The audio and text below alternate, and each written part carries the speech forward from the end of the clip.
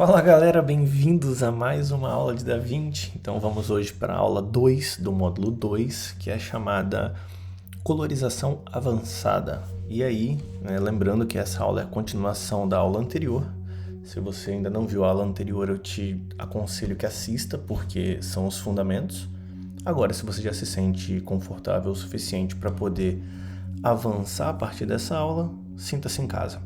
Eu vou importar o arquivo novamente aqui. Na verdade, o arquivo dessa aula específica, mas mostrando como fizemos na aula passada para as pessoas que às vezes não se lembram e não querem voltar naquele vídeo para entender como é que você faz. Então, aqui na nossa aba eu tenho os meus projetos que eu fiz esses últimos dias. Você dá 2 cliques, no caso, clique com o botão direito aqui nesse menu e procura por Restore Project Archive. Uma vez clicado aqui, é só você ir no material que a gente baixou lá no site do DaVinci e vir em Open. Lembra, mais uma vez, de não dar 2 cliques nessa pasta. A gente não precisa selecionar nenhuma dessas. A gente precisa selecionar esta pasta, .dra, e clicar em Open, ok? Feito isso, a gente vai ter aqui, o nosso arquivo para trabalhar. Basta dar 2 cliques e a gente já começa a nossa aula. Então, para a gente começar um pouquinho mais organizado, vamos fechar esse monte de troço aqui. Fecha o Media Pool por enquanto, fecha o Inspector e vamos aqui na aba de Colors, beleza? Chegando aqui, a gente tem aquela visão dos scopes, como sempre, aulas que nós já fizemos, já entendemos como isso aqui funciona, mas a gente vai se atentar a especificamente o formato dos arquivos nesse primeiro momento. Então a gente pode ver que esse arquivo, ele veio de uma Blackmagic RAW, a gente tem esse outro arquivo também de uma Blackmagic RAW, esse outro arquivo já é um Apple ProRes, esse outro já é um DNxHR-HQX, trava-língua do caramba. Mas enfim, isso aqui, galera, é a ilustração real do que a gente faz hoje em dia como editor, porque muitas vezes os nossos clientes, eles vão mandar pra gente um arquivo RAW, e a gente vai ter que tratar ele do zero, claro que é preferível, porque é um arquivo foda, onde você consegue manipular o range dinâmico dele de formas que você não conseguiria em outros. Mas a gente também vai ter arquivos como o Apple ProRes, que além de ser um arquivo muito bom, a gente tem uma condição de manipulação menor, e outros arquivos, inclusive até alguns que a gente não consegue manipular tanto, Alguns estão até pré-prontos, assim por assim dizer. Já vem com o LUT aplicado em cima ali. Tenho estudado muito esses últimos tempos, Bom, infelizmente a gente não teve aulas recorrentes nesses últimos meses, Mas minha vida está muito corrida, como eu falei para vocês, eu acabei mudando para a Escócia, comecei uma vida totalmente diferente aqui. Mas vamos seguir aqui no nosso plano e, bom, eu continuo estudando por fora, continuo estudando aqui e estou produzindo bastante, o que é bem interessante. E eu vou conseguir trazer uns insights, umas sacadas muito boas para vocês aqui, bem profissionais, de uns cursos que eu estou fazendo, inclusive de direção de fotografia. Voltando ao que interessa para a gente aqui, essa é a nossa realidade, A gente vai receber do nosso cliente vários arquivos em vários formatos diferentes. E aí lembrando que cada câmera, ela tem cada sensor, na verdade, ele vai ter uma capacidade de captação de cor totalmente diferente da outra. E o nosso trabalho é usar a ferramenta do DaVinci Resolve, atrelada a esse conhecimento, para a gente conseguir manipular isso daqui e trazer para um filme que foi gravado em várias câmeras diferentes, a mesma disposição de cor, ou a gente consiga trabalhar aquela cena específica, transmitindo através da cor o sentimento que a gente quer despertar no nosso telespectador ao assistir aquela cena. Então vamos seguindo aqui e essa aula vai estar incrível, galera. Eu só quero dizer antes de mais nada, muito obrigado pelo apoio, muito obrigado pelo suporte. Quem puder, dá um like, deixa aí um like pra gente, deixa um comentário dizendo o que achou. Essa aula só vai sair depois dos 1000 inscritos no canal, então se você está vendo ela é porque já temos 1000 inscritos no canal. E vamos embora que agora é hora de tacar o pau. Se você está até aqui, você já viu o conteúdo que a gente fez e não tem enrolação, é conteúdo. Vamos embora.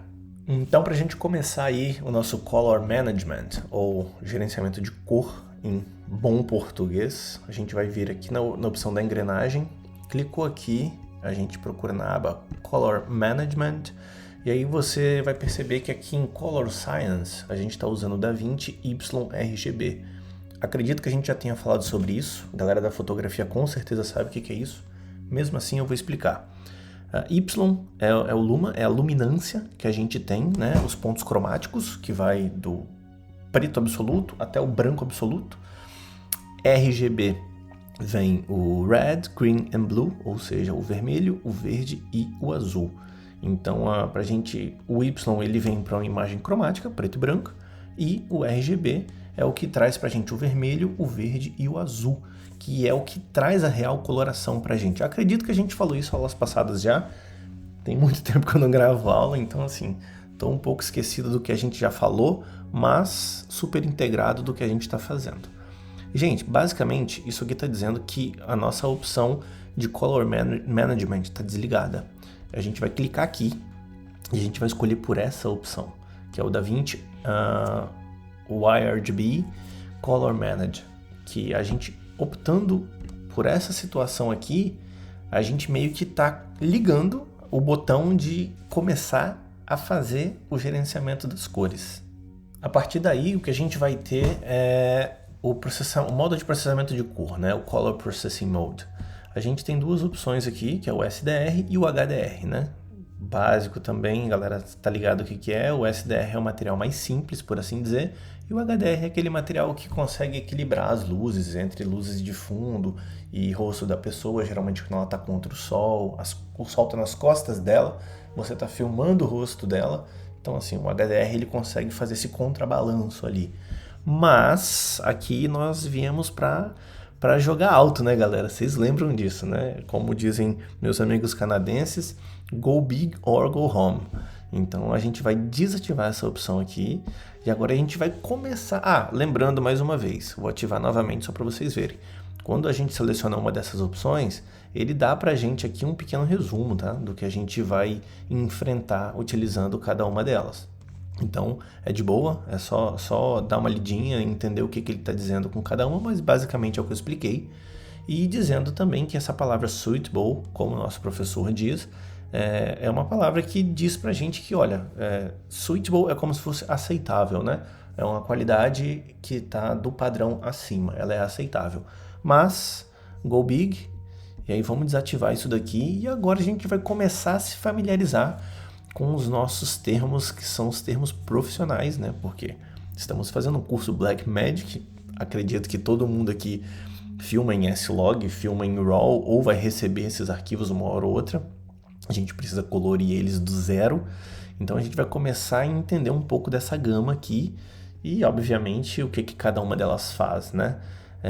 Assisti uns videozinhos muito interessantes já explicando sobre o REC 709 e o REC 2020, são os espaços de cor que, né, cada sensor vai conseguir receber e trabalhar, né? Alguns, inclusive, dependendo, ele até extrapola a visão de olho nu. Então, no REC 2020, que eu acho que, se eu não me engano, é o Adobe RGB, o Adobe RGB ainda fica um pouco abaixo do REC 2020. O REC 2020 ele tem um espaço de cor que tem uma hora que ele extrapola o que o nosso olho consegue ver, né? Apesar de o olho ser um sensor muito mais poderoso que o sensor de uma câmera, em determinadas colorações o REC 2020 consegue trazer pra gente cores que o nosso olho não consegue ver. É impressionante.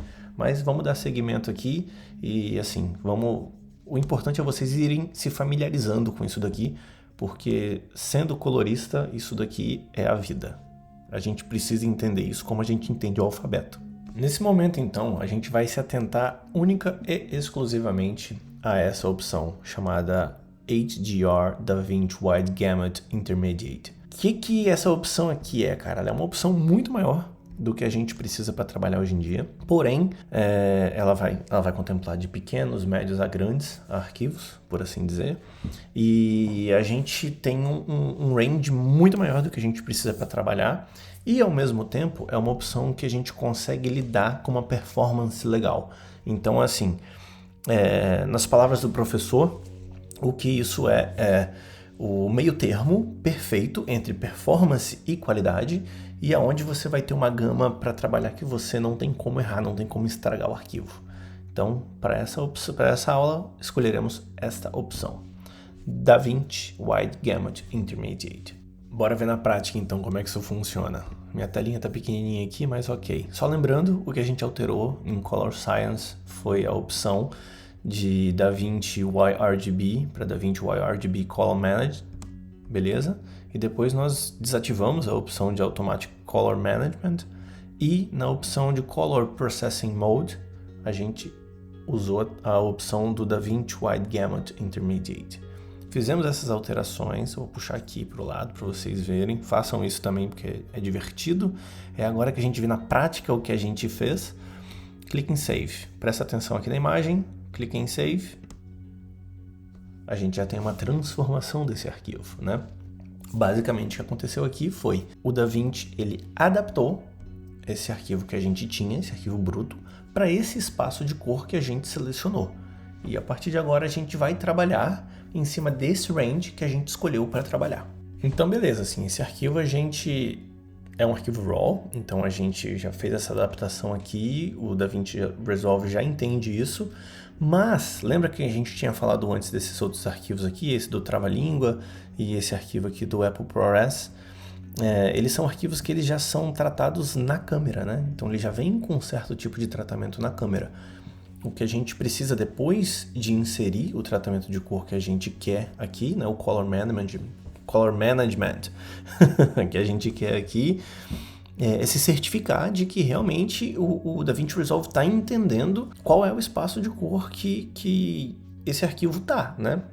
Seja aí através dos metadados ou o que seja. Então a gente clica com o botão direito em cima desse arquivo, a gente vai vir aqui em Input Color Space, e aí ele vai dar essa lista pra gente desses arquivos que existem e vai dizer pra gente, com esse flagzinho, qual é o range ali que ele está identificando que esse arquivo está. Então tá aqui no Blackmagic Design, etc e tal, ok.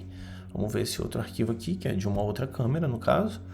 Tive no Input Color Space, e aí beleza, também está sendo identificado aqui como um arquivo da Blackmagic, né? Uma vez que a gente selecionou lá no nosso Color Management.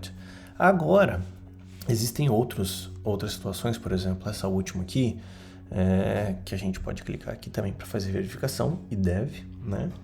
A gente vai ver que ele está identificado aqui como o Blackmagic Color Management, né, que a gente escolheu, mas, ao meu ver, é um arquivo que já está muito saturado. Eu não quero que essa cor já esteja assim quando eu vá trabalhar. Então, eu quero eu mesmo fazer os tratamentos. O que a gente vai fazer? A gente vai resetar esse arquivo para o que ele era. Os outros estão ok, mas esse aqui eu acho que está demais. E assim, até pelos scopes estourados aqui a gente consegue ver, né? Eu quero resetar ele e depois dar o tratamento na mão mesmo, porque eu acho que vai ficar melhor. Então, a gente clica com o botão direito e usa essa opção de Bypass Color Management. Clicando nela, a gente tira essa opção de range que a gente tinha aplicado para esse arquivo específico e ele volta a ser um arquivo mais cru, onde a gente consegue trabalhar ali da maneira que a gente acha mais interessante. Lembrando que nós, enquanto coloristas, nós somos obrigados a saber em que espaço de cor esses arquivos foram filmados, tá, galera? Então, assim, muitas vezes a gente vai receber e, assim, se é uma coisa mais da indústria, o diretor de fotografia ele vai te mandar uma documentação dizendo aqui qual é o tipo de espaço de cor que esse arquivo foi filmado, né? Para a gente poder fazer os tratamentos adequados em cima de cada um. Mas fiquem atentos a isso, porque como um bom colorista, a gente precisa dessa informação para trabalhar. Então, só para a gente resumir aqui esse rolê todo. Arquivo RAW, não precisa se preocupar nunca com ele. É o arquivo cru, bruto, que vem da câmera, a gente vai selecionar e ele vai entender e ponto.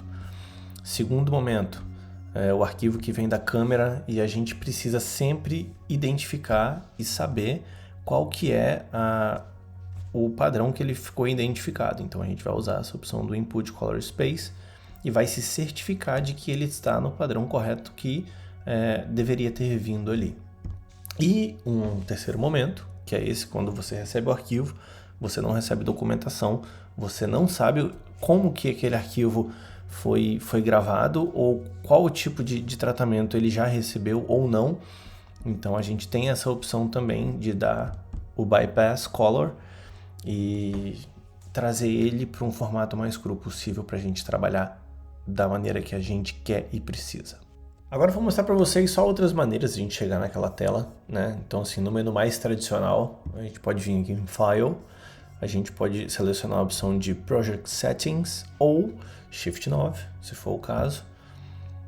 Clicou uma vez, ele já vai começar para abrir para a gente aqui, começar a abrir e todas essas nossas informações que a gente trabalhou. Então assim, é mais para trazer para vocês a visão também, tá galera, de tudo que a gente pode fazer dentro do programa aqui, porque tem várias formas de acessar a mesma informação. Uma vez aqui então, para a gente só repassar e entender o que a gente fez, galera. A gente veio no Color Management, escolheu essa opção aqui, e numa metáfora, a gente pode dizer o seguinte, a gente está tentando marcar, é um exemplo perfeito, eu estou na Escócia, acredito que tem alguém que está no Brasil, alguém que está em outra parte do mundo. Então a gente falou, vamos marcar uma videoconferência aí, inclusive já deixa o comentário aqui se você acha que a gente deveria fazer uma live um dia, para trocar ideia mesmo. Mas enfim, o exemplo a gente marcou de fazer uma conferência, de fazer uma live que seja, e aí foi dito o seguinte, vamos marcar então de fazer a live às 10 horas. Isso não funciona, porque cada pessoa está num fuso diferente. Então ao selecionar essa opção aqui, do DaVinci Wide Gamut Intermediate, a gente setou que essa é a função, esse é o horário, esse é o padrão que a gente quer trabalhar aqui. Então a gente só vem depois para se certificar de que o programa entendeu que aquele arquivo que veio diferente do outro, ele também está sendo lido dentro dessa opção que a gente escolheu aqui, dentro desse fuso, né? Dentro desse padrão máximo que a gente precisa para que tudo fique ali o mais próximo possível. Bom, fechei aqui mais um deveria que ainda preciso mostrar para vocês uma parte importante. Então, de volta em File, Project Settings, Color Management. Bom, digamos que a gente fez um conteúdo aqui que a gente não dava muita bola, não dava muita expectativa, mas ele bombou. E agora estão querendo rodar ele em vários outros lugares. A gente vai se atentar nesse caso aqui para resolver a nossa vida no Output Color Space, porque aqui a gente vai dizer qual vai ser a colorização de saída desse arquivo. Uma vez que a gente já tem todos esses arquivos unificados, tratados, etc e tal, a gente vai escolher a opção de saída, por exemplo, REC 709, a opção padrão de televisão. A gente tem o REC 2020, que seria o Ultra HD, cinema, etc e tal. Então assim, se porventura, né, se o arquivo bombar e aí eles quiserem te comprar para rodar na TV, para rodar no Netflix, para rodar no cinema, aonde for, eles vão te dizer qual é o formato de saída de cor que eles precisam que você exporte o arquivo para eles rodarem nessas plataformas. Então isso aqui já vai fazer todo esse trampo para a gente. No máximo ali um ajuste ou outro, em uma cena ou outra, mas basicamente um arquivo já unificado, já tratado, e aí exportado para dentro de uma dessas opções de output aqui, cara, o que você precisa para poder vender esse conteúdo aí e eles poderem publicar e fazerem ele chegar mais longe dentro da plataforma deles. Dito isso, vamos seguir a aula aqui, vou manter o padrão de REC 709 aqui, vou dar um cancel e vamos prestar bastante atenção nas áreas de nodes. Para isso eu vou voltar aqui no nosso primeiro clipe e vamos tocar em frente agora em cima desse node nesse arquivo, que eu tenho certeza que todo mundo já está familiarizado com isso, e agora é o momento da aula que a gente deixa um pouco de explicar coisas técnicas para botar um pouco mais de mão na massa. Então, com exemplos na mão na massa, para entender um pouquinho como isso funciona, né? E obviamente só para fins didáticos, não estamos tratando essa imagem, apenas explicando um pouquinho na prática como é o funcionamento. Vamos transformar essa imagem aqui agora em preto e branco, né? Uma maneira boa e fácil de fazer isso, a gente vem aqui nessa opção, se chama RGB Mixer, RGB Mixer, que seria, né, o mixador, o misturador ali do vermelho, do verde e do azul. A gente poderia vir aqui nas escalas e tudo mais, porém tem um botão que faz isso pra gente. Então a gente clica em Monochrome e aí ele automaticamente vai transformar essa imagem colorida pra gente em uma imagem monocromática, ou seja, preto e branco. E aí em cima disso a gente pode trabalhar cada um desses canais, decidindo a luminância que cada um vai ter. Então, para a galera que acha que a colorização, a luminância da colorização não faz diferença numa foto preto e branco, tá aí o grande segredo da galera, né? Não é um segredo a partir do momento que você entende, mas tá aí o que realmente faz a diferença numa foto preta e branca linda, por exemplo, fotos do Sebastião Salgado. Então, para dar esse segmento aí com essa mão na massa, vamos fazer diferente agora. Vamos inserir alguma coloração em cima dessa imagem. Vou pegar o nosso Node aqui. Última vez, hein, galera? Última que estaremos criando Node com o mouse. Então, clica com o botão direito, Add Node, Serial Node. Última vez, começaremos a utilizar o teclado para isso. Né? E para quem não se lembra, aqui tem a opção de criar várias opções de Node. A gente geralmente cria o serial. E a gente vai começar a fazer isso pelo teclado. Antes, vamos dar um nome aqui para esse arquivo nosso. Clica com o botão 2 vezes aqui. Node Label. Aqui vamos colocar PB, de preto e branco, maiúsculo de preferência. Node Label. Aqui vamos colocar Sepia. Vamos começar a dar um tipo de coloração em cima dessa imagem para ver o que acontece. Então, criado já o nosso Node, vamos voltar aqui no Primary Wheels, Gama. E vamos adicionar um tomzinho mais alaranjado nessa imagem para dar aquele tom sépia, né, que a gente chama de envelhecido. Para a gente aguçar a curiosidade agora, vamos alterar a ordem desses tratamentos. O que vocês acham que vai acontecer? Vocês acham que a gente vai ter o mesmo resultado ou vocês acham que a gente vai ter um resultado diferente? Vamos descobrir isso na prática agora. Vou clicar aqui no nosso segundo Node, vou apertar a tecla E. E ele vai fazer um extract, ele vai retirar o nosso Node aqui da linha, puxar esse aqui um pouquinho para frente só para ter um pouco de espaço, e aí segurando ele com o mouse aqui, ó, não precisa apertar mais tecla nenhuma, eu só posiciono ele em cima da linha aqui e solto, e ele automaticamente vai realinhar ele dentro dessa nossa linha de tratamento. E aí percebam que a gente tem realmente um resultado diferente do primeiro. Então, se você apostou suas fichas dizendo que a colorização ia ser cancelada, parabéns, você acertou, mas vamos um pouquinho mais adiante. E agora? Agora que a gente já não tem coloração no arquivo final aqui, se a gente alterar aqui alguma coisa, vai influenciar nessa imagem ou não? Vamos ver na prática também. Clica aqui para desativar esse Node, e aí percebam que, ó, ao desativar e ativar, influencia sim. E obviamente isso também a gente já viu em aulas passadas, né, galera? Como que essa cadeia de nodes vai influenciando no resultado final. Bora ser um pouquinho mais drástico então. Vamos vir aqui, vamos dar uma bagunçada no Gama para ver se influencia ou não. Ó, bom, tá claro pra gente aqui que ao fazer essa alteração, clica 2 vezes para ele voltar, tá, galera? Ao fazer essa alteração, a gente vai ter realmente ali. Melhor do que isso, ó, vamos fazer o seguinte, vamos trocar aqui para Waveform, e aí vamos tirar o Colorize, para a gente ver só como é que ficam as ondas ali de luminância. Ó. Tô alterando somente a cor aqui, tá, galera? E a gente também tem uma alteração ali de luminância, obviamente, no que tá monocromático.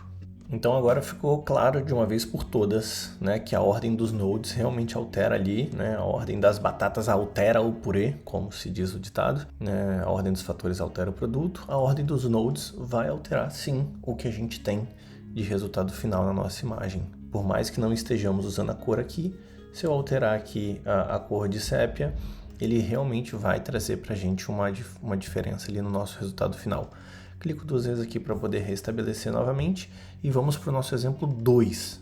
Uma maneira melhor de fazer isso também é clicando com o botão direito, vir na opção de Reset All Grades and Nodes, clicamos aqui, resetamos e, bom, a partir de agora vamos descobrir se existe alguma maneira da gente estragar esse arquivo, se a gente consegue lascar com esse trampo que a gente está fazendo. E aí lembrando que no caso o intuito de estragar esse arquivo é para saber se em um novo Node a gente consegue recuperar o que está estragado ali. Então, primeiro, de exemplo aqui, vamos estragar essa brincadeira aqui. Tivendo lift aqui, bicho, vamos puxar esse negócio para cá e vamos perder a informação dos campos escuros ali. Vamos queimar essa imagem dessa forma aqui. E agora vamos ver se a gente consegue recuperar isso com outro Node. Então vamos criar um novo Node aí, apertando Option S ou Alt S. Ele vai criar um novo Node aqui na frente. Também já falamos disso nas outras aulas, vocês se lembram? Vamos puxar uma ferramenta agora, tipo curvas, e vamos tentar recuperar essa imagem. Lembrando que aqui são os tons escuros, os tons médios e os tons claros. Vamos começar a puxar aqui nos tons escuros para ver se a gente consegue chegar ali no resultado que a gente consegue salvar essa imagem.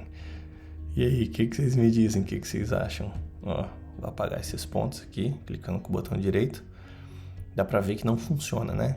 Por quê? O que vai equivaler àquele lift que a gente fez aqui é esse ponto mais escuro que a gente tem no nosso gráfico. Então, se eu pegar ele e começar a trazer de volta aqui, ó, a gente consegue sim, porque a gente está se equivalendo de uma outra ferramenta, né?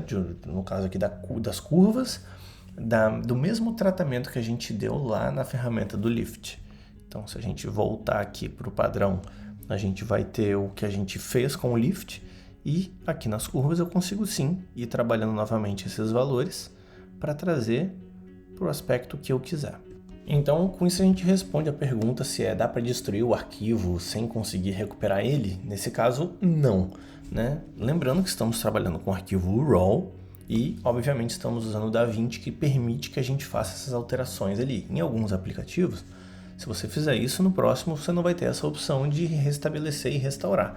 Mas aqui no DaVinci, principalmente utilizando o arquivo RAW, que é o arquivo que deixa a gente manipular da maneira que a gente quiser os dados que existem nele, a gente vai ter sempre essa opção de salvar. Recomendo que façam isso? Nunca, jamais, porque fizemos isso aqui para um exemplo didático. Se a gente for começar a fazer um filme, sei lá, 30, 40, 50 arquivos aqui, vai ser osso, né, irmão? Você fazer isso tudo na mão.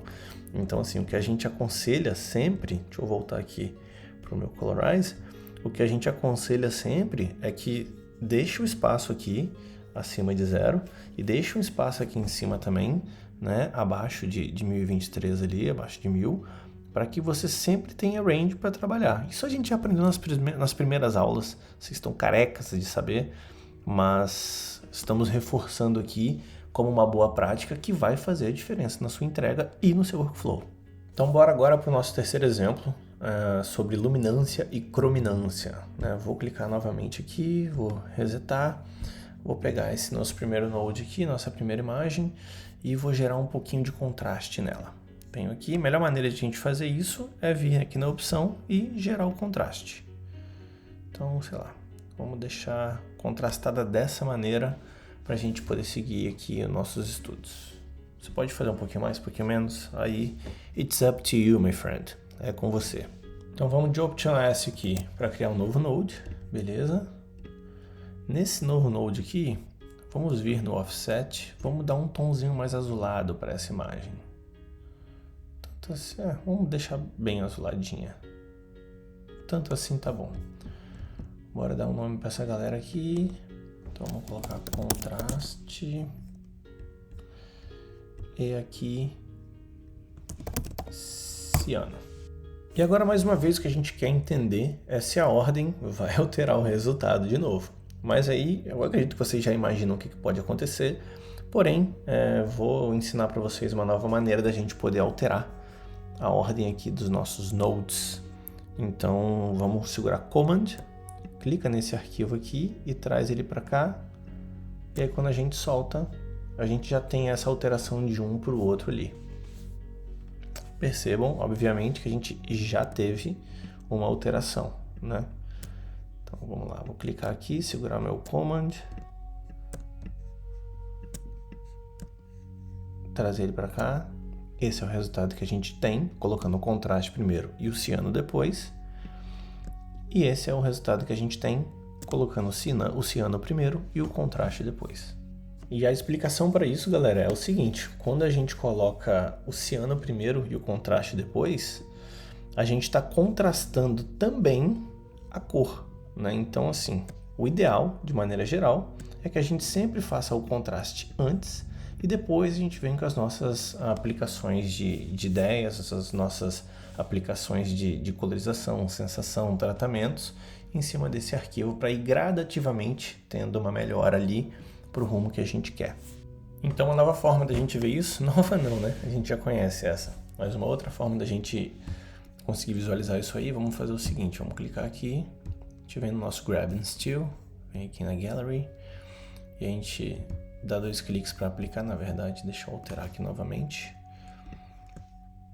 a ordem. A gente dá 2 cliques aqui para a gente aplicar o nosso Grab and Steal. E aí a gente vem com o mouse agora, ó, alterando entre um e outro, né, que estão por cima. Olha como que o ciano já influencia forte ali em cima da nossa imagem que está apenas com contraste inserido. Então agora vamos só desligar o nosso wipe aqui. E aí eu quero falar para vocês uma coisa muito importante, que agora começa uma virada de chave muito foda aqui nesse curso, que é, bom, mais uma vez reiterando o porquê que é importante gravar sempre em RAW, ou na máxima configuração que a gente consegue de arquivos flat. Enfim, o que a gente vai conseguir fazer, vamos pular para o nosso segundo exemplo aqui agora, e o que a gente vai conseguir fazer basicamente é o seguinte: quando a gente tem esse arquivo RAW, a gente consegue meio que usar uma máquina do tempo para voltar lá no dia do set de filmagens e mexer em alguma configuração que a gente configurou errado, digamos assim. Digamos que eu tenha usado um ISO errado aqui na hora de cadastrar essa imagem ou alguma outra configuração, eu consigo, por ter esse arquivo RAW dentro do DaVinci, usar o DaVinci para falar bem assim, olha, a configuração X eu quero que seja tal, e não aquela que eu usei originalmente na câmera no dia do set de filmagem. A gente consegue isso só nesses arquivos, tá, galera? É por isso que é importante ter essa gama aí para poder trabalhar, porque na hora de corrigir alguma coisa na pós-produção, a gente tem essa possibilidade. Para isso a gente vai vir aqui nesse primeiro botãozinho aqui da câmera, né? Bom, esse arquivo ele já está mexido, né? Porque como a gente baixa lá do DaVinci, você vai receber ele assim, a gente baixa lá do DaVinci, a gente já vai receber ele com essas algumas modificações e tal, mas quando a gente traz o arquivo RAW direto, a gente não vai ter ele assim, a gente vai ter ele como câmera metadata, que aí todas essas opções aqui elas vão estar desativadas. Mas lembra que para a gente começar a fazer essas alterações, o que a gente precisa vir aqui e mudar para Clip. Então o que eu quero que a gente pense aqui agora é que essas configurações aqui, elas não são configurações do DaVinci, elas são configurações da câmera, né? São as exatas configurações que a gente tinha na câmera quando a gente captou esses arquivos. Nesse caso é uma Blackmagic, mas se fosse uma Sony seria outra configuração, se fosse uma Alexa outra configuração, uma Red outra configuração. Então a galera que já está um pouco mais antenada aí, ela vai entender como que cada uma dessas câmeras e sensores trazem essas informações pra gente. Por exemplo, a ideia que eu dei do ISO aqui. Digamos que, bom, o ISO tá legal, a exposição não tá ruim, tá bacaninha, porém tá um pouco super exposto aqui na parte do céu. O que a gente pode vir fazer? Falar, pô, era um dia claro, tava no meio da luz natural boa, posso baixar meu ISO aqui para 100, que é o mínimo. E a gente clica aqui e pum, a gente realmente consegue manipular o arquivo que a câmera trouxe pra gente, para como se ela tivesse trazido ela já configurada no ISO 100. O arquivo RAW ela captou do ISO mínimo ao máximo ali, ela trouxe no que a gente estava configurado, que era o 400, mas o arquivo é tão grande, é tão bom, que ele também traz esses dados do ISO 100, poderia ter capturado ali na hora, e capturou no caso, e eu posso fazer essa alteração aqui, essa manipulação aqui, direto no dado que foi da câmera. Então isso aqui é genial, cara. E aí, pô, se tu tá falando assim, mas aí beleza, a gente ainda perdeu um pouco aqui de configuração e escureceu aqui.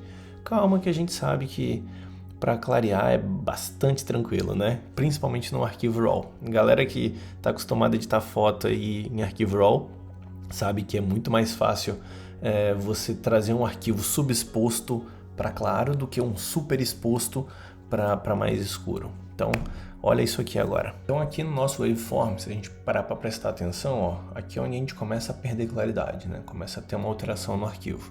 Um botãozinho simples aqui de Highlight Recovery e pum!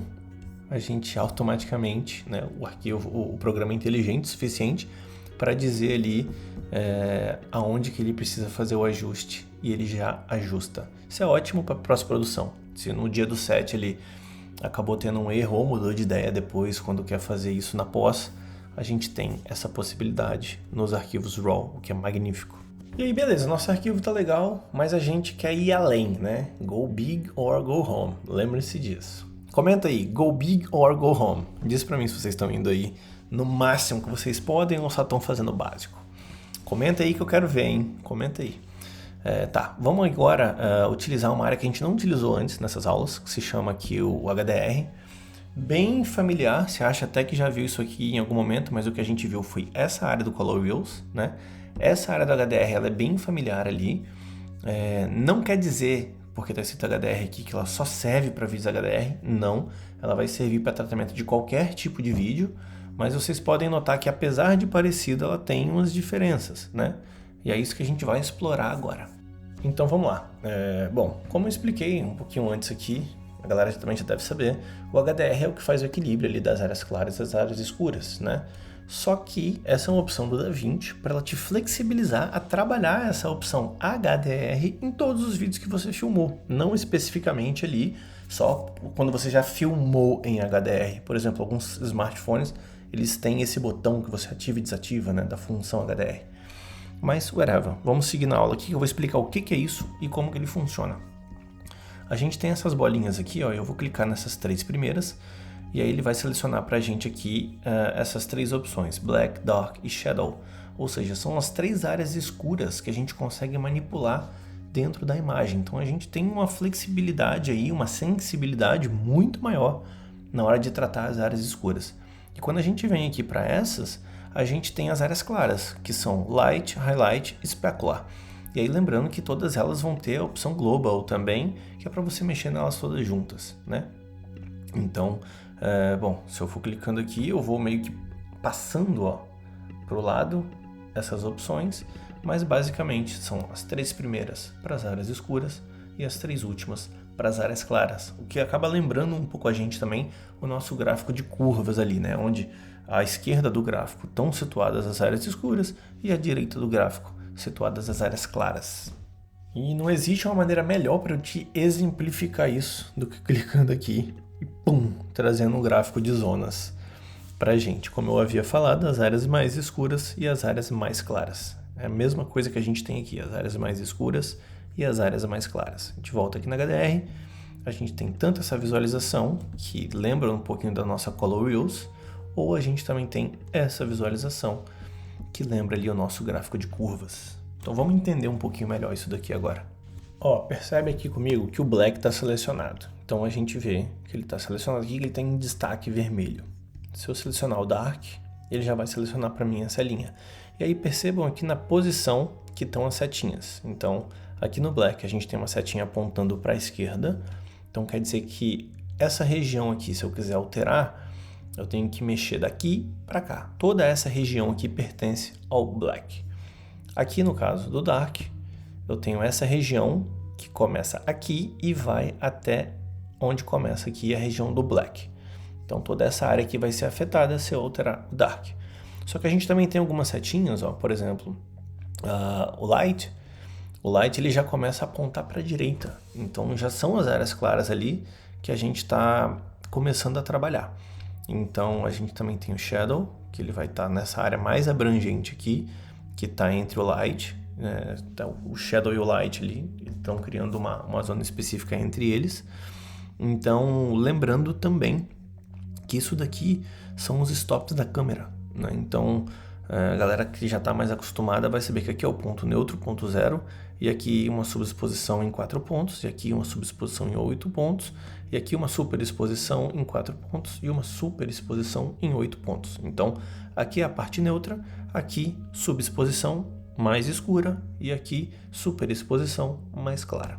Então dito isso, vamos voltar aqui para a nossa visualização do Color Wheels, assim podemos chamar, até porque está escrito Color Wheels aqui.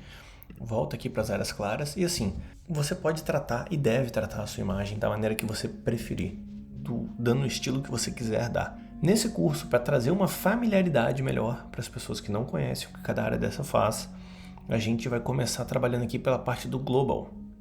Então, a gente começa mexendo um pouquinho aqui na parte do Global e olha como é que a gente vai tendo uma diferença na imagem e também uma diferença aqui dos nossos scopes. Vou dar 2 cliques aqui, que é para poder voltar ao nosso padrão.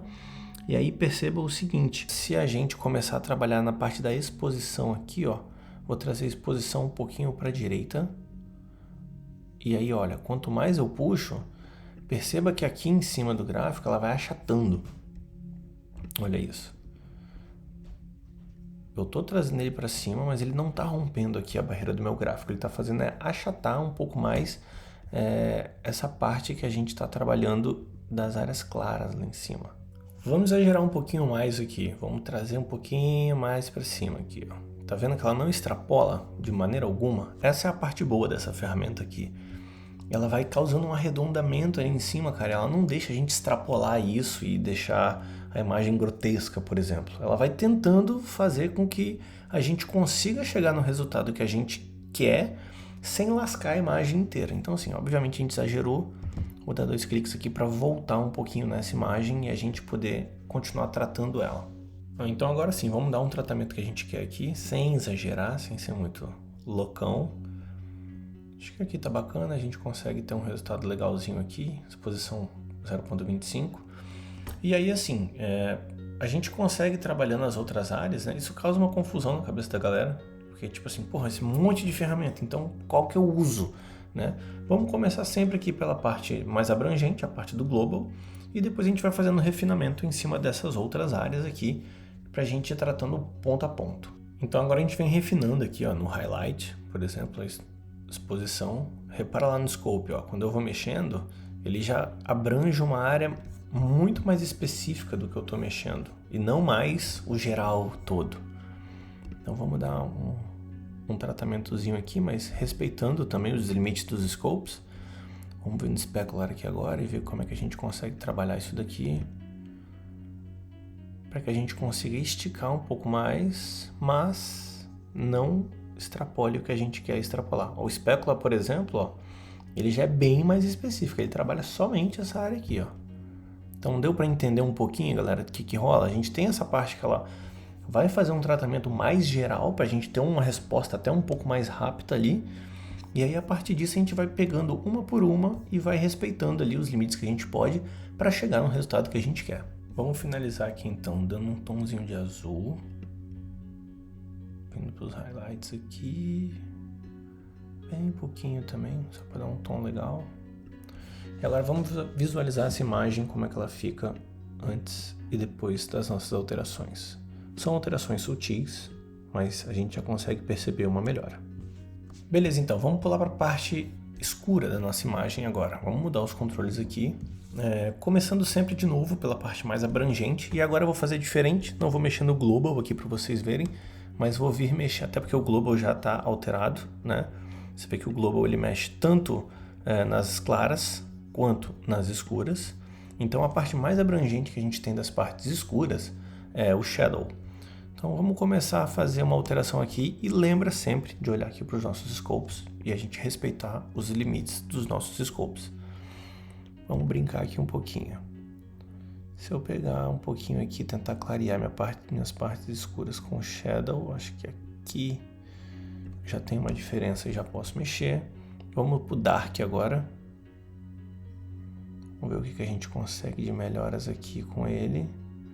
Lembrando também que se eu for tirar muito, eu acabo perdendo contraste, né? Que não tenho muito interesse em perder contraste. Ó. Por exemplo, se eu clareio muito ali, a gente vai perdendo um pouquinho desse contraste. Vou deixar numa exposição aqui, 0.10. E agora, black, que é uma área um pouco menos abrangente do que as outras. Se a gente começar a alterar aqui, vamos ver o que a gente consegue de resultado. Respeitando os scopes, vê que ele só mexe nas partes bem escuras mesmo, só nas partes de baixo. Eu nesse caso quero abranger um pouco mais aqui, quero trazer a nossa imagem para mais perto e assim gerando até um pouco mais de contraste também. Beleza, eu acho que aqui a gente já conseguiu demonstrar de uma maneira clara e conseguiu também equilibrar mantendo o respeito ali com os nossos dados. Então mais uma vez vamos ver como é que ficou aqui, desligando e ligando. Dá para fazer alterações muito maiores, obviamente, né? Fica aí para você chegar um pouquinho mais longe, mas reparem nos scopes aqui como a gente conseguiu dar um tratamento respeitando os nossos limites. E beleza. Seguindo dessa parte aqui, vamos voltar só para refrescar a cabeça de vocês aqui e lembrar que nessa parte do Color Wheels a gente tem o Lift, o Gamma e o Gain. E a Blackmagic Design, ela desenvolveu esse programa e ela determinou quais são os valores máximos aqui para Lift, para Gamma e para Gain. Só que No HDR, isso não se aplica. É você que decide qual é o máximo. E a gente vai ver isso agora. Bom, uma parte que a gente vai olhar agora em relação à abrangência, né? Tá vendo essas bolinhas aqui em cima, ó? Isso daqui é pra galera de Lightroom, já vai estar familiarizado com isso. A gente clica e segura e ele começa a mostrar pra gente aonde que cada uma dessas funcionalidades estão sendo aplicadas na nossa imagem. Então, ó, ali está sendo o Black. Se eu for clicar aqui, ele vai me mostrar onde que o Dark está sendo aplicado. E aqui, os Shadows. A gente consegue poder... é ótima.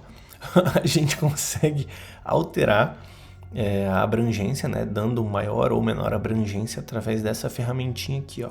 E aí uma coisa que o DaVinci mostra que ele é muito foda, e esse programa é sensacionalmente incrível de fato, é que a gente tem nessa aba, no High Dynamic Range, né, no HDR, a opção de tirar saturação por área. Então eu consigo mexer na saturação do Black, eu consigo mexer na saturação do Dark, consigo mexer na saturação do Shadow, eu consigo mexer na saturação por área, cara. Então, novamente, eu volto aqui, clico para ver onde que o Black, está sendo inserido, e aí eu consigo vir aqui, tirar a saturação dele, ou colocar a saturação nele, para dizer exatamente o seguinte, olha, nessas áreas aqui eu quero menos saturação, por exemplo, porque eu quero menos interferência das cores quando eu estiver tratando essa região aqui.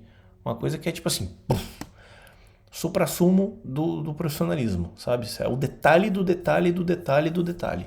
Definido isso, então, vamos para as áreas claras, para a gente já começar a se preparar para finalizar essa aula, que ainda falta um pouquinho mais, porém, já chegamos num ponto aqui que já explicamos muita coisa, então a partir de agora é mais mostrar as funcionalidades. Beleza, voltamos aqui para as áreas claras e aí vamos lá no Light. Clico aqui, mais uma vez, como sempre, ele vai me mostrar aonde que ela está sendo aplicada, o Highlight, mesma coisa, Specular, mesma coisa, só que tem um macetinho, galera. Eu posso clicar aqui, segurar para ver, ou eu posso vir aqui e clicar nessa opção. E aí ele fica preso aqui, ó. Eu só preciso vir aqui e fazer o ajuste. Se eu clicar aqui no Light, ele já vai me mostrar lá onde que o Light está sendo aplicado, e aí a cada movimento que eu fizer aqui, ele já está me mostrando na íntegra o que eu estou alterando ou não. A mesma coisa o Highlight, se eu clicar aqui ele já muda para o Highlight e ele já vai me dizer o que eu estou mexendo ali ou não. O Specular, a mesma coisa. Então assim, é esse macetinho bacana que a gente tem para travar isso e não ter que toda hora ficar aqui vindo, pressionando e soltando, pressionando e soltando. Seguindo em frente então, galera, agora a gente vai selecionar esse nosso clipe aqui e a gente vai começar a trabalhar com uma ferramenta que se chama Color Warper. Vamos clicar nela aqui. Bom, tem uma opção aqui de destacar ela para a gente ter uma visualização melhor, então vou clicar em expandir aqui e ao mesmo tempo vou configurar aqui o tamanho dela para que fique mais agradável na hora da gente trabalhar aqui. E o que é o nosso Color Warper? Ele é uma maneira da gente mexer na cor e na saturação da cor ao mesmo tempo. Então, para te mostrar o que essa ferramenta exclusiva do DaVinci faz, ó, abrir ele aqui, vou posicionar o mouse aqui no verde, por exemplo, vou clicar e simplesmente arrastar. E olha o que acontece. Ele já identifica para mim a colorização e eu já começo a mexer com a saturação dessa cor. Olha que loucura. E obviamente, né, percebam aqui no nosso gráfico como a gente como ele altera quando a gente manipula como ele manipula, na verdade, né, esses dados, uma vez que a gente está mexendo lá na imagem. É uma forma muito mais fácil de entender esse mapa, né?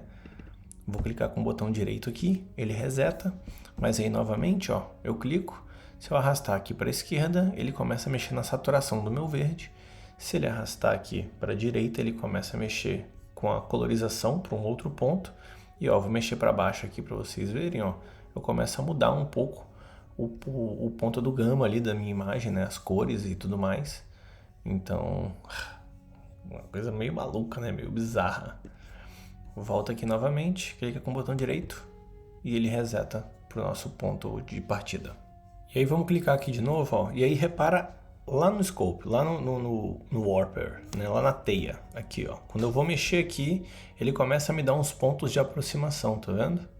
O meu posicionamento é onde está essa mira vermelha, porém, ele começa a me dar uns pontos para eu alterar, que são os pontos mais próximos ao que a gente tem da mira vermelha. Se eu quiser aguçar isso aí um pouquinho mais, trazer um pouco mais de resolução, a gente vem aqui e adiciona a quantidade maior de pontos. A gente está com 6 pontos aqui no gráfico, a gente pode vir aqui e mudar para 12. Então ele vai ficar bem mais aguçado, ele vai ter uma proximidade aí de um ponto a outro, me trazendo uma sensibilidade maior na hora de alterar isso daqui. E, porra, é uma baita de uma ferramenta, né, bicho? Uma vez entendido isso, bora mexer aqui nas montanhas. Ó. Vou posicionar aqui nas montanhas, vou dar um clique, segurar, e aí eu começo a arrastar para trazer um tom mais azul para elas.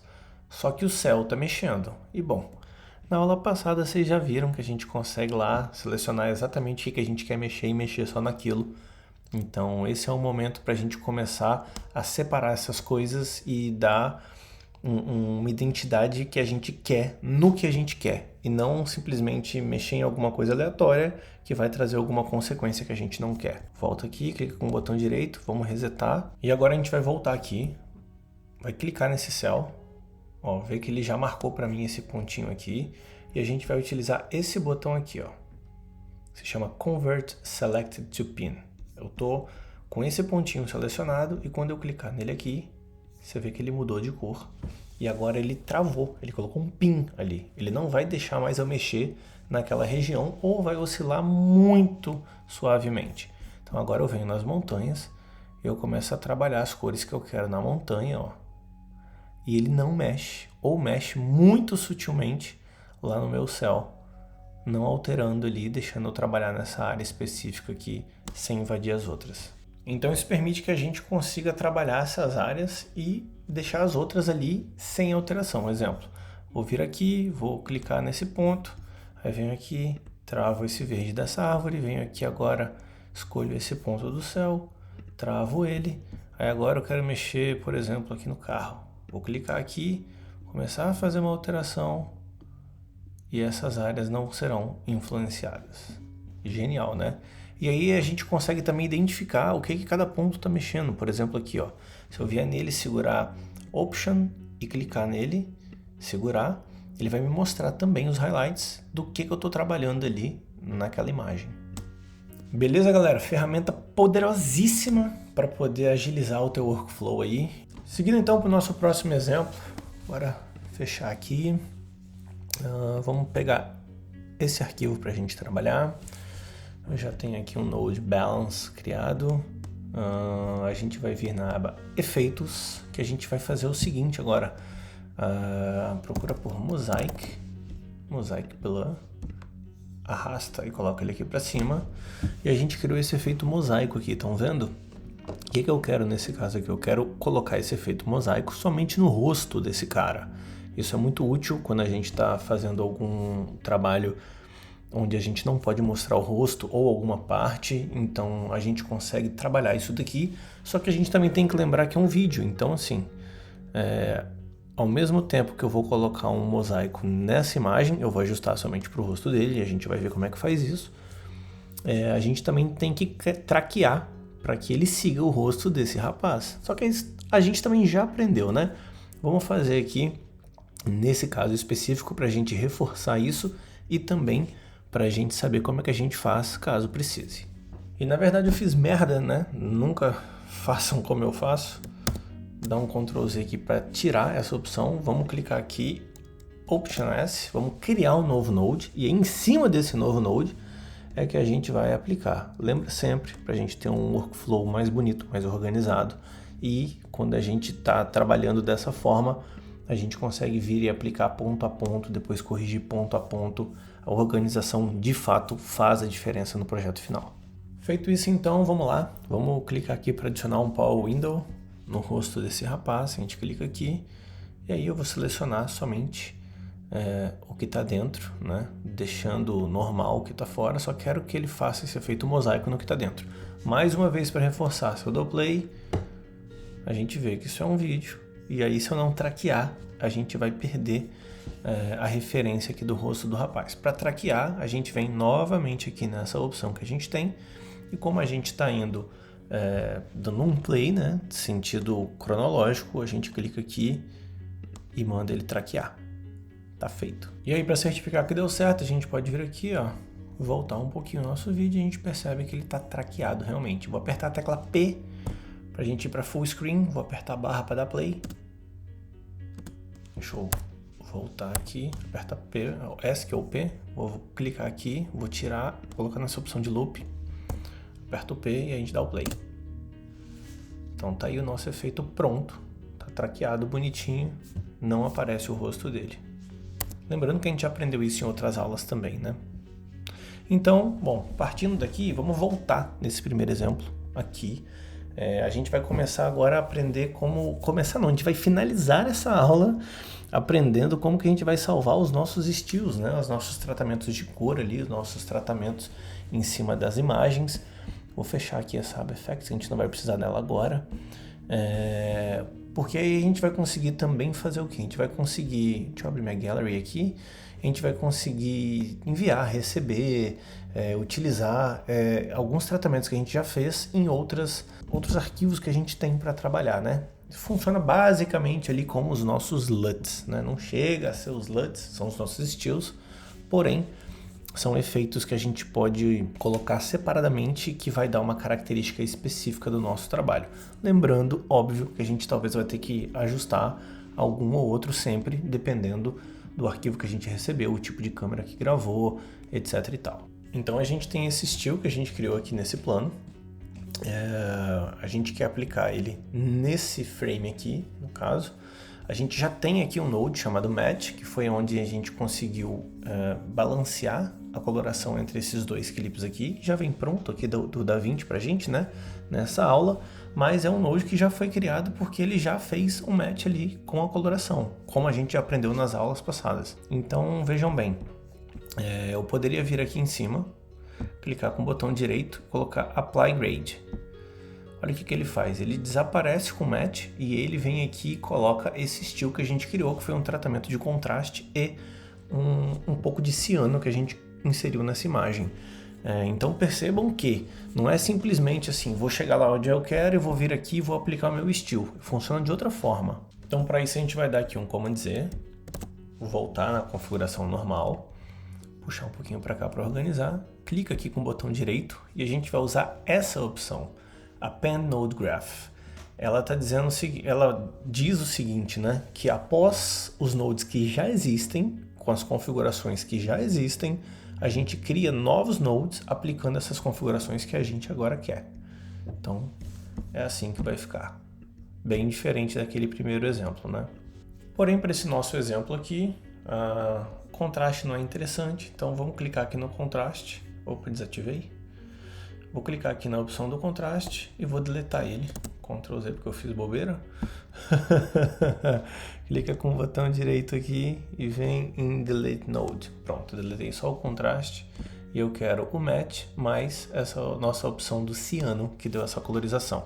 Também não está finalizado, mas vamos em frente. Então só para a gente ter em mente, tá galera, que assim, um LUT geralmente ele vem com tratamento de tudo já, né? É muito mais comum aqui no DaVinci a gente usar os estilos, onde a gente vem fazendo tratamento a tratamento. Primeiro o match de color, depois o contraste, depois uma sombra, depois uma luminância, depois uma coloração específica em cima de alguma coisa, e vão ficar vários nodes aqui, cada um tratando uma coisa. É como se fosse a fração do LUT ali, vamos falar, né? E é mais interessante porque aí a gente consegue ir mesclando e casando também várias coisas diferentes. Mas enfim, para a gente exportar isso daqui, por exemplo, criamos, vou clicar aqui no material de novo, que foi o material que a gente criou aquela hora, vou clicar duas vezes aqui, vou clicar com o botão direito, no caso eu estou usando o trackpad aqui do Mac, então eu clico, né, com os dois dedos ao mesmo tempo, e a gente vai vir nessa opção de Export. Quando a gente vem nessa opção de Export, eu vou dar um nome aqui, vou colocar Look Ciano, por exemplo, vou selecionar um local que eu quero salvar, e vou salvar, por exemplo, aqui em Downloads, colocar em Aula DaVinci, pronto, Export, Aula DaVinci. E aí uma vez que a gente tem esses arquivos exportados aqui, deveria ser um, mas na verdade são dois, ó. A gente tem o DPX e a gente tem o DRX. O DPX, galera, ele é a foto que a gente aplicou esses formatos em cima, e ela vai junto toda vez que a gente coloca ali, se for o caso, para ver o real tratamento que foi dado em cima daquela foto. E esse arquivo DRX são de fato as alterações que a gente fez ali em cima. Isso me lembra muito, galera aí da foto vai lembrar quando a gente fazia a exportação dos presets no Lightroom, né, que o arquivo ele vinha também com a foto, só que nesse caso ele vinha um arquivo só, já vinha a foto e a alteração em cima dessa foto no mesmo arquivo. Aqui ele traz pra gente separado, tá? DPX a foto, DRX as alterações. E aí, para reforçar e deixar claro também que, diferente lá do arquivo que a gente tinha no Lightroom, aqui no DaVinci Resolve, quando a gente vai exportar ou importar esse still, a gente precisa dos dois arquivos na mesma pasta. A gente não necessariamente tem que importar os dois, mas a gente tem que ter os dois e os dois precisam estar na mesma pasta. Vou mostrar para vocês agora aqui na prática como é que a gente importa. Clicou aqui, como a gente fez para exportar, a gente vai clicar em Import. Nesse caso, vamos selecionar aqui dentro desse material que a gente baixou, vocês têm isso daqui aí, ó. Se vocês clicarem na pasta, a gente vai ter o skill Drama, no caso. A gente pode importar tanto o DRX quanto o DPX, contanto que os dois estejam juntos na mesma pasta. Então vou colocar aqui o DRX, vou clicar em Import e pronto, ele está aqui. E aí, obviamente, quando a gente for fazer a inserção, nesse caso aqui, eu vou clicar aqui, vou deletar o ciano para a gente voltar para o nosso match. Clica com o botão direito, Append Node Graph, que é para a gente colocar na frente dessa alteração que a gente já tem, o que a gente quer inserir. Então veja aqui como funciona muito melhor ali a opção desse still. Aqui sim funciona basicamente como um LUT, né? E a gente consegue trabalhar ele ponto a ponto, se a gente tiver que fazer alguma correção. E aí, obviamente, como vocês podem ver, a imagem está saturada aqui, a gente poderia trabalhar isso daqui, mas a ideia é aplicar isso em cima de uma imagem RAW, como a gente falou. Então a gente ainda tem essa última imagem RAW aqui, a gente pode vir aqui, trazer ela para cá, vir nesse still aqui, clicar com o botão direito e aí sim, em cima da imagem RAW, em cima de uma imagem que já não tem node nenhum, a gente vem na opção de Apply Grade. Então agora ele trouxe para a gente toda essa configuração aqui. Olha como é que fica legal. Antes e depois. E aí, se eu quiser, eu posso vir aqui ponto a ponto também e trabalhar em cima disso daí. E assim chegamos ao fim de mais uma aula. Espero muito que vocês tenham gostado. Um abraço, um beijo. Deixa seu like, deixa seu comentário, compartilha esse canal para todo mundo. Entra no grupo do Telegram e a gente se vê nas próximas aulas. Tô contando com a tua ajuda.